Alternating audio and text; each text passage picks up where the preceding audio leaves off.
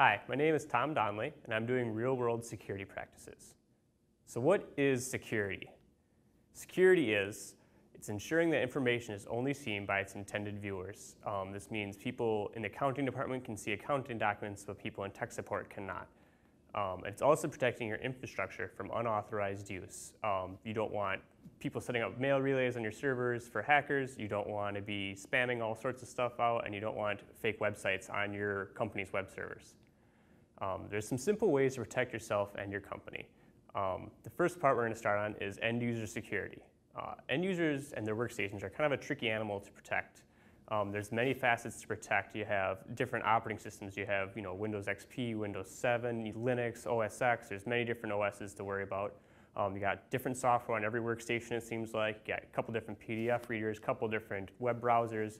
It's very hard to protect all these different facets while still maintaining a usable environment. Some more recent ones are software exploits, like the PDFs from Adobe was a really big one recently, and you can't just shut off PDFs from your mail server altogether because this is critical to your day-to-day work to use PDFs. But at the same time, you don't want all these spam PDFs being sent out to all your customers because that doesn't look very good for you either. Also, you have to worry about end users installing their own software.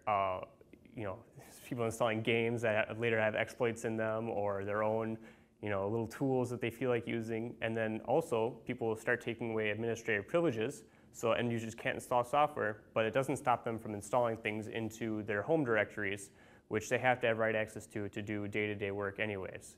So you have things like WeatherBug was really big into that for a while, where they would install right in your home directory. There's nothing you could do to stop them, and they could potentially have exploits that you were unable to stop.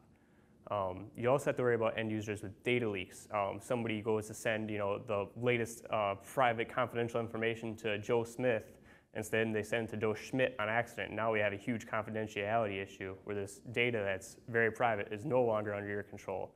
And who knows what mail server it hit once it got there on the other end, and if you can trust that mail server's owner on the other end not to take advantage of what they received. End users are also a tricky animal because they're very resistant to security and change. End users don't want to have to deal with virus updates. They don't want to have to deal with rebooting their workstation because of software updates. They don't want to have to enter their password in extra times or worry about putting files in secure places. They just want to stick it on their thumb drive and bring it home because it's easy. But they don't want to change what they're doing day to day. Maintaining a balance of security and productivity is always a challenge that every administrator fights with. The best you can do is try to find somewhere in between. But I always try to err in the way of security because one exploit makes up for a lot of lost productivity. How can I protect my end users and them from myself? Antivirus, if you're using a Windows environment, is very important. There's many good vendors out there. Stick with one you like, pick one you enjoy, and it doesn't completely slow the computer down. Use secure browsers. Internet Explorer is notorious for having many security bugs. Try to avoid using it when at all possible. Firefox is catching up there in recent times. Personally, I recommend either Opera or Chrome seem to be the best on the market as of right now. Follow on updates and pick what you like, but pick something that's secure also. End user training is also very important. If you don't train your end users what's secure, what not to do, many of them simply don't know. A lot of people did not grow up with computers their whole life. They're new to computers. They don't understand how dangerous they can be. So try to train your end users. Don't install this software. This is why. I'm not trying to make your life hell. I'm trying to make you secure so you don't have a really bad couple of days because you got a virus. Don't give end users administrative privileges unless they absolutely need them. Giving an end user administrative privileges gives them full access to completely trash your whole system, and 99% of the users didn't need it in the first place. They would have done the same amount of work with or without those privileges. Enforce good passwords on your users. Good passwords can stop quite a few issues. I can't tell you how many times I've seen passwords like bird, soccer, hello, password as a password. Who'd have ever guessed that password was my password? Many different security issues with not having good passwords. They speak for themselves. Proper network design is also very important if somebody does happen to get exploited. There's a little foreshadowing here for you. We'll get to that later. We'll do a little extra touch on passwords here. What makes a good password? Make sure it's something that's easy to remember. You see people with these huge, super complex passwords and they forget it the next day because it was just too hard to remember. Make sure it has uppercase, lowercase, numbers, and special characters in there. That makes it much more difficult for the password crackers to get through them. It exponentially makes it much larger and harder. Also make sure it's at least 8 characters. That will stop most password crackers from doing it in a reasonable amount of time. Don't use the same password everywhere. I can't tell you how many times I've seen people use the same password for MySpace, Facebook, their Active Directory login, their email password, everywhere they can, every forum they're on. And the problem with that is if one of these are ever exploited, like the recent Facebook exploit, now the password for your company's infrastructure is now known by anybody who had access to that Facebook password database. These are very scary things. You want to make sure these passwords are not being used the same all over. I find it's nice to have a junk password, one I use for a couple forums accounts that I just don't care if it gets exploited. I only use it in junk places, and I don't use it for anything secure, and it's very easy to remember, very easy to type in. Still meets all the requirements above, but it's a junk password, as I like to call them. If you must write your passwords down, try not to write them down. Try to only have 4 or 5 passwords if you can get away with it that you can remember. But if you must write them down, try to use a password manager like KeePass. It's still scary to use that because if somebody gets the mastered password for that KeePass database, then they also have access to everything of all your passwords and all accounts. I personally don't use KeePass, but I know some people who do, and it scares me a little when I see it on their key ring and they have the password in a text file also on the same key fob. So just remember good practices when you get to, if you're using anything like that. People who also write their passwords on Post-it notes and stick them on the side of their computer monitor underneath their keyboard, we look there. If we're ever trying to find ways to get in your computer, it's the first place we check, and we almost always find them whenever we see them there. Tricks for creating secure, easy to remember passwords. Pick something that you like, a soda, a candy bar, a football team, baseball team, name of your dog, something like that. It's easy for you to remember, and you'll remember very quickly. Then replace some letters with numbers and add some special characters where they make sense to you. Use the number 1 instead of an L, use zeros instead of an O, use $signs instead of S's, £signs instead of H. Something that makes sense to you when you look at the characters. This is, oh, that kind of looks like an I or an upside down exclamation point. Pick something that's quick and easy to identify, and then when you put that together, you have a new password. If you like, say, an example, if you like the Steelers, you could do $T33L3R$. That would be considered a secure password, yet it's pretty easy to remember and actually pretty quick to type in. So you did what I said, and your end users still got hacked, and now they're disrupting the whole office. It happens. It's just not much you can really do about it sometimes, and that brings us to network security. What does network security do for me? Network security is strictly a layer of security. It's not security in and of itself. What I mean by that, you should never rely completely on network security for its protection.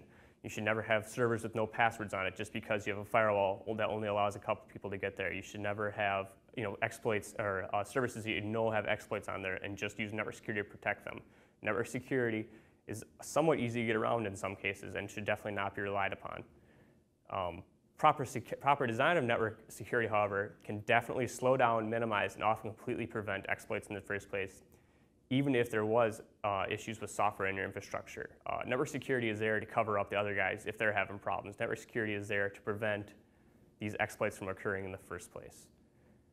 It can help narrow down your spectrum if you did have an incident occurred. If you did proper design of your network and segmented the accounting department to their spot and their tech support to this spot and then developers over to this spot, and all the tech support guys have one virus, it's a pretty good guess it happened in one of those computers and not somebody else in the network because they couldn't get there. Also, because you designed it like that, the virus couldn't get to those other departments and cause an even bigger problem than you would have had if everything was in one big flat network. This should be your first line of defense. And, the viruses shouldn't even be able to get to the computers to cause problems. Hackers shouldn't be able to SSH to server ports if they're not supposed to be getting to those servers anyways. It should stop any and all potential exploits before they even have a chance to happen. It's also the best way to stop worms. You see things like some of the older viruses that would look for Windows RPC ports, and they go around and hit just scanning for open RPC ports. And as soon as they saw it, they would inject their code into there. With a proper firewall and access lists, that exploit wouldn't have happened in the first place. What does network security consist of? This is where a lot of your fancy buzzwords come in. You got some popular ones like firewalls and access lists and radius and VLANs. The list goes on. Simply put, it's a way of controlling connections. It's to allow people who are supposed to get to an endpoint to get there on the services they're allowed to. and everything else should not be allowed. Also, many network security devices will take proactive action to stop an exploit if they see one occurring. If they see a known virus on there, a lot of them will knock it down, or if somebody's port scanning my network, they'll say, whoa, we've had too many embryonic connections, which is when it goes to open a connection but never closes it. If too many of those take place in a set period of time, it will no longer speak to that host at all and drop all traffic from them. What are some common network security practices? Segment each department into their own VLAN and use either a policy or zone-based firewall to segment them from each other so they're not able to even talk to each other. There's no reason tech support needs to be able to talk to a developer's computer. There should be any shared work should be done on servers in a mutual area. There's no reason servers should be able to talk to tech support's workstations. I mean, you should be going down security levels rather than going up. Only allow access to the required ports. Just because an account needs access to an accounting server, she doesn't need access to every single port, and otherwise he or she may have access to SSH, and if she got a worm on her computer or he got a worm on his computer, potentially that could access to an SSH exploit on that server, and that would become a very big problem very fast. Where if they only had access to the ports that their software needed access to it on, that exploit again could never have happened.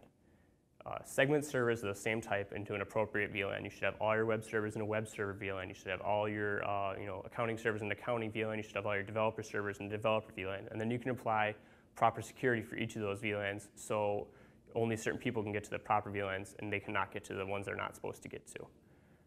Use intelligent firewalls. Again, this is getting to the whole port scanning. If somebody was doing port scanning or sending way too much traffic to a host they're not supposed to, especially if it's odd traffic, an intelligent firewall will catch this and drop traffic immediately. Often they can be set up to notify an administrator of this action also, so you can stop the problem as fast as possible.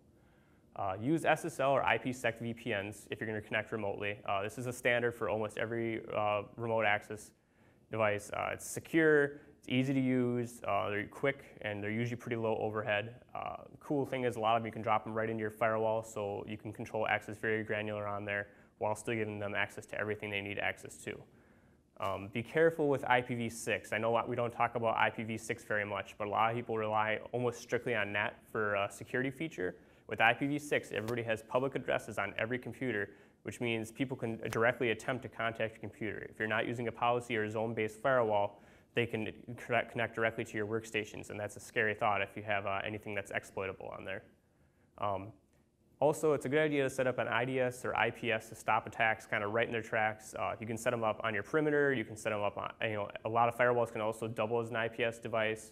It's never a bad idea to have a couple of different points throughout the network so you can track where it's going. And while they are kind of a pain in the neck to get going initially because of they're not quite trained to your network yet, it's worth the extra hassle once you get them tuned to what you're looking for. Okay, so you said network security isn't the only layer. What else should you do? Next, we're going to get to server security. Servers are secure out of the box. Why do I need to protect them more? Well, that's pretty much wrong. Most operating systems are very insecure out of the box, despite what they claim. They have services running that don't need to be. They have insecure remote login settings. Sometimes kernel level settings are insecure. A good example of this is that recent Linux Bluetooth exploit. Many servers were able to have a local root escalation due to a Bluetooth module being part of the default kernel, which is a little scary considering most servers have no use for Bluetooth in the first place. This is something that should be checked on your servers and removed if it's not needed. Fact is, most operating systems need a little bit of TLC before they're considered secure and, for lack of a better word, internet worthy. How do I make my servers even more secure then? Thankfully, there's some pretty easy steps to make sure we can get them up to snuff. First off, disable remote root and administrator logins. This applies for both Linux, Windows, and Unix. You should never be able to log in remotely as a root or administrator. These are the first usernames hackers will try to guess, and once they have the username, it's just a matter of getting one more variable. So if you can't log in as administrator or root, they have to guess 2 variables now to try to get access to that server, which means just blank port scanning and won't get you in very easily. For most BSDs, it's already disabled for remote root logon, so you should be considered safe there. Linux is not. Basically, you should set Linux up to use their username and then sudo su to get to root privileges. For administrators, For Windows, you can change the default administrator name. I would just disable the administrator account altogether and just make sure there's somebody with a user account with administrator privileges on there. If you're using Linux, also try to enforce public-private keys for internal servers. It's considered much more secure to use public-private keys because you actually have to have that private key to get access to the server rather than just a password. If they don't have that private key, they just can't simply get into it. It can be kind of a pain in the butt if you're trying to access it from a cell phone or something you don't have it set up on originally, but it definitely makes things a little more secure. This probably isn't possible for your hosting servers if you're in web hosting, which I would imagine you are if you're watching this right now. It's a little extra configuration for the end users to do, and they may or may not be able to grasp some of the concepts. Some of the end users seem to struggle a little with just basic web development, and then trying to convince them to use public-private keys is getting pretty tech in-depth for your standard mom and pop. Some other things you can do is enable a host-based firewall on each individual server. It's never a bad idea to do that. It's just a second layer of network defense in this case. Turn off services you don't need. You don't need web servers running on a terminal server. You don't need IIS running on your file servers. You don't need file servers running on your web servers. If you don't need the services, turn them off. It's just one less point of entry for hackers to attempt to exploit. Make sure you are enforcing secure passwords on your servers. Again, with the passwords, you must make sure these are secure. An insecure password, you can get rid of every security measure out there if somebody can knock right on the door and open it because they have the key. Don't give people access to servers who don't need access. Just because somebody's in a specific department, if they don't need access to a server, you don't necessarily need to give it to them. All tech support people don't need access to every single server out there. It's just that way, if one workstation gets rooted, that workstation doesn't take down 15 servers with it. They only take down the server they have access to. Don't give people root access unless it's absolutely 100% mission critical. If you don't need root or administrator access to a server, don't give it to them, especially no matter how much they whine, unless it is absolutely critical that they have it. Just because they want to be able to install programs once a month is not a good reason to give them access to this. You should be taking care of that as an administrator. Remember that when you give someone SSH and remote desktop access to a server, they are now behind the firewall. If you have this firewall blocking connections into the server, once you're into the server, you're already behind that firewall and you have access to everything behind that firewall.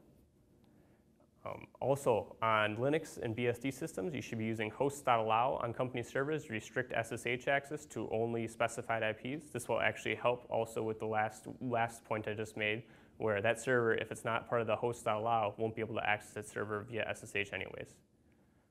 Also, for Windows servers, you'll definitely want to make sure you use some kind of an antivirus solution just to help prevent any issues. It's not a bad idea to use something like ClamAV on your Unix and Linux servers, because you never know if a user's account got hacked and they started uploading viruses into their web server, and ClamAV would potentially catch this before it became a problem for you as an ISP or a hosting provider.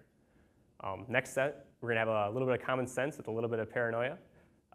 Make sure you guys remember that there are bad people out there trying to do bad things to you. That is their simple goal in life, is to get what they want, no matter how bad it is for you.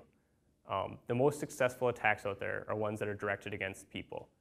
This is commonly referred to as social engineering. Social engineering is nothing more than lying to get what you want.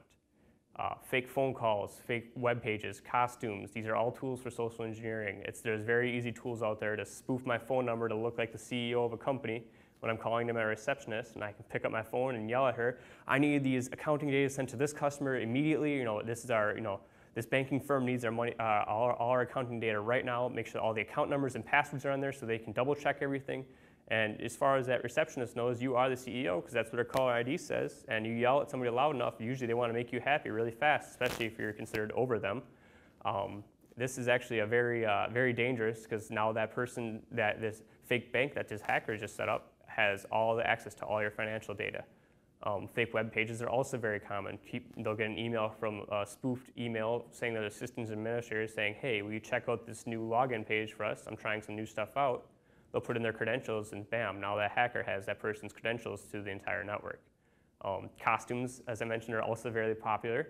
A lot of people will dress up as UPS or FedEx, be carrying a big heavy box, and people will open the doors right into the server room for them as long as they look like they're carrying something heavy. And that's pretty scary if somebody has physical access to all your data. Grabbing a couple hard drives and making it run for it isn't too hard to do at that point. Okay, so how do I stop them? Physical security. Don't let people dressed in UPS costumes outside of the loading dock. If they didn't get outside the loading area in the first place, then they wouldn't have been able to get to bad areas. Make sure you have locks on your racks. Make sure you have, only specific people are allowed into the server room. Make sure you're using badges. If somebody doesn't have a badge, please be abrupt with them. Say, hey, who are you? Can I help you? If they're supposed to be there, they'll probably be okay with being questioned, and they'll realize, yeah, I don't have my badge, and they should go down to the receptionist or whoever handles security and get a temporary badge issue. If they don't work there, they'll probably get pretty upset with you and try to make a big deal out of how you're stopping them from doing their day-to-day work, and you don't know how important I am, and so you just say, okay, let them go. Well, you just potentially could have stopped them. Anybody that's a visitor in your building should have a visitor pass. If you don't recognize them, they shouldn't be there without a badge. Make sure they have the least privilege access rights. If I shouldn't be able to, tech support guy shouldn't be able to let the UPS guy into the server room, or a guy who's dressed up as an air conditioner servicer into the server room, because he's not supposed to be there in the first place. So if a tech support guy can't let him in, he couldn't have let the UPS guy in. People who are in charge of the data center or server room usually are a little more paranoid about who's going in there. So they're going to question, well, why do you need to be here? Who are you? Who do you work for? But a tech support or a designer or a developer may not think anything of, like, oh yeah, he's just the AC guy, let him in, let him do his job. So least privilege access rights should definitely be the case there. Also, end user training. You want to make sure you let your end users know that people are trying to break in, people are trying to be sneaky, people are trying to send you viruses in your email, people are trying to ask you for your password over the phone or to have you go to these web pages. Have people be overly suspicious. Anytime they even question the littlest bit, have them contact the administrators immediately. We'd rather hear too much about it than not enough about it. Don't trust anyone you know unless they are physically in front of you and you know them personally, not just because you heard of this person once before. If you don't know what they look like and know who they are and what they're supposed to, don't trust them.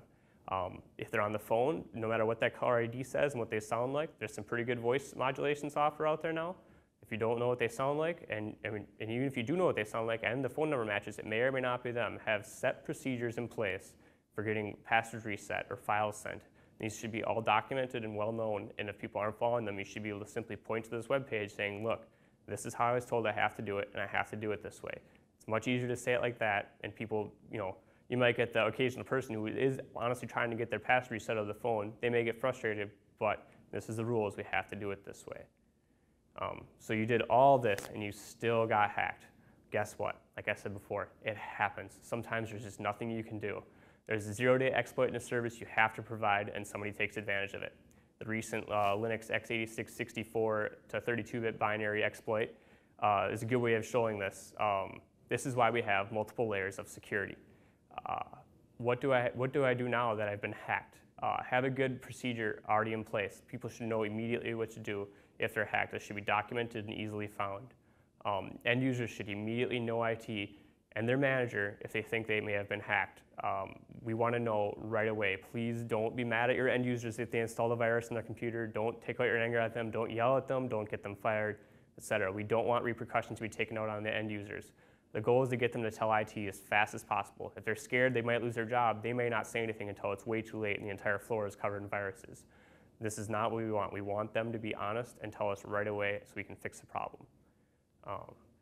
Disconnect the machine. If you do find a machine that is exploited and you want to, first thing you want to do is take it off the network. Just unplug the network cable or turn off the wireless. Nothing more is needed at that point. Leave it running. Don't turn the computer off.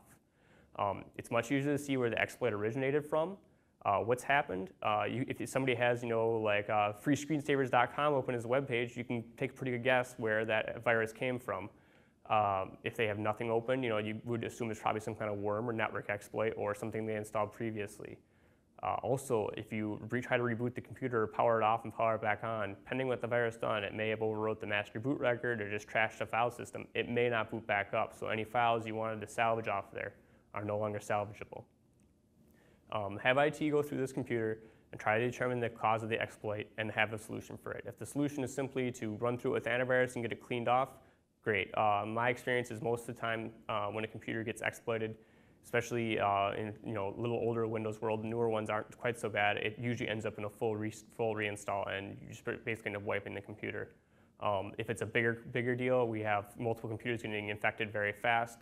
Have them find a solution to stop the spread of this virus. Put that plan into action as fast as possible. Try to minimize red tape here. Try to give somebody in the management, a fairly low management position, the authority to say, okay, let's do it. Let's go right now. Now, you don't want them, shutting off the internet every time they get a little scared because there's too many packets coming in. But you also want to be able to stop something from spreading and getting too nasty before it becomes way too late. If the solution is a very large scale, hundreds or thousands of servers you're using hacked, or even tens of 20s of servers have been hacked, or you have very highly sensitive data such as trade secrets or accounting data, you may want to look into contacting the FBI.